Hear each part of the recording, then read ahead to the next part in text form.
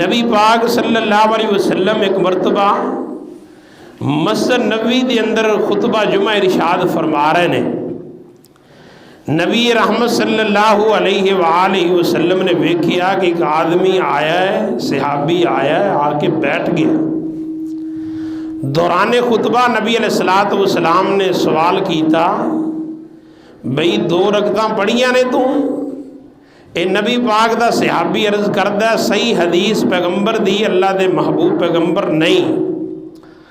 آپ علیہ السلام نے فرمایا قم فصل رکعتین، میرے پیارے صحابی اٹھیے، پہلے 2 رکعت نماز پڑھو پھر بیٹھو. خطبہ جمعہ ہو رہا ہوئے پھر بھی مسجد کا احترام ہے کہ آنے والا بندہ جدوں آئے 2 رکعت پڑھ کے پھر بیٹھے. اللہ پاک